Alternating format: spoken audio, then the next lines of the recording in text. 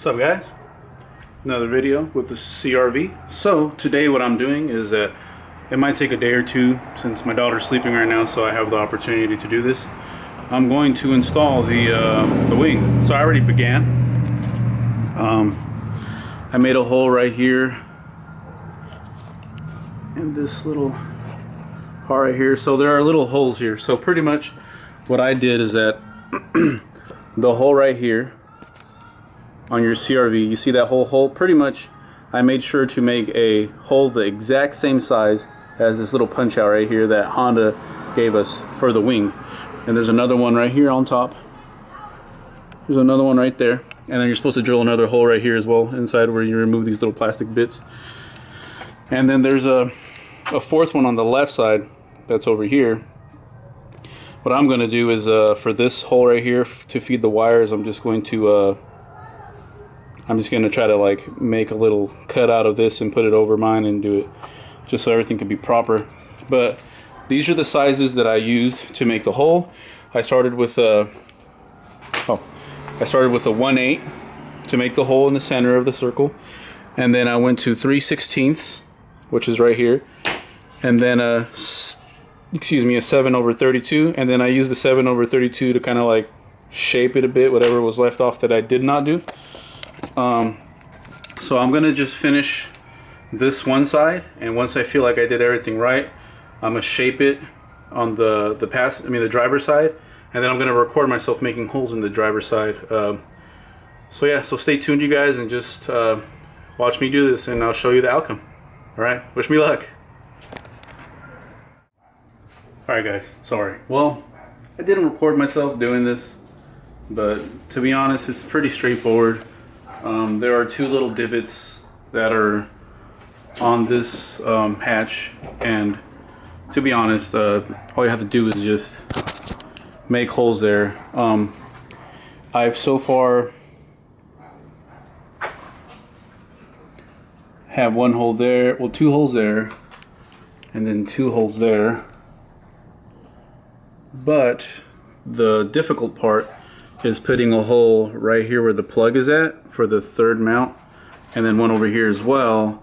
And then on the driver's side, there needs to be a hole somewhere around here. I don't quite remember where, and that's to run the harness, because that harness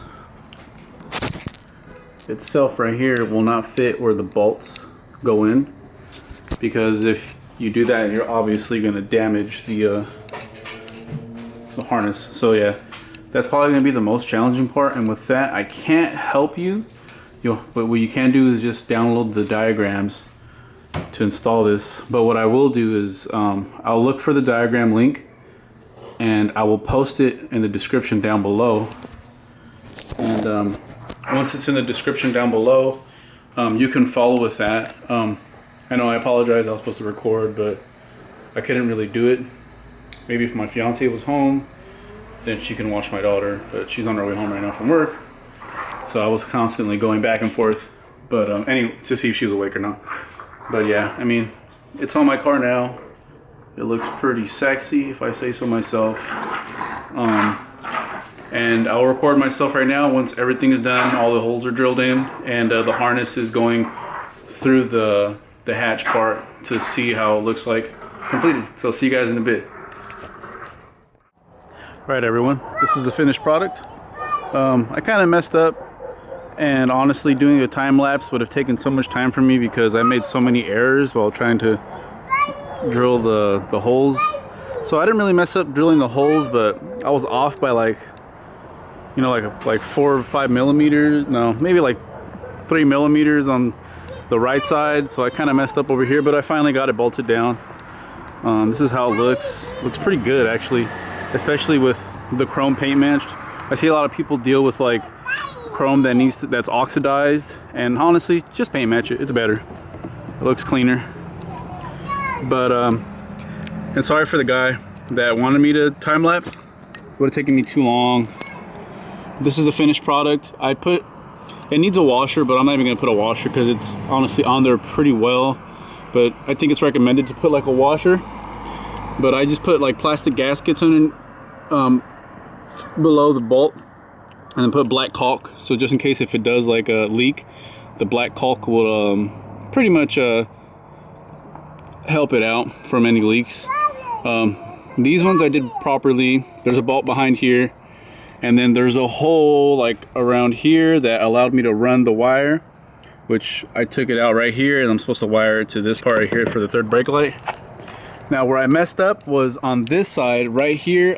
It was off by a little bit, and the hole, it's actually bigger than it should be. It's like oblong, so I really messed up right there. But I kind of think I stripped the nut, but I just tightened it anyway, and it seems to be holding up fine.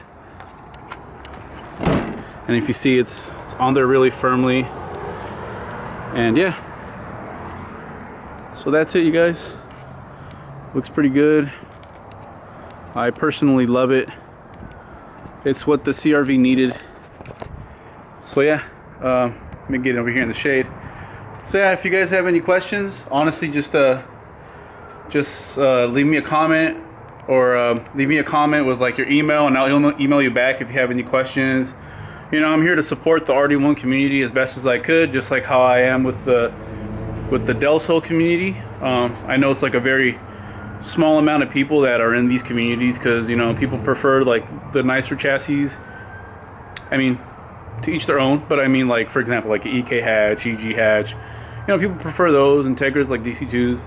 But you know, the little community of people that we have here for the Rd1 community and like Del Sol community, I love to help as much as possible. So yeah, just give me a message if you guys need help or anything, and you know, I can try to guide you guys as best as possible with via email.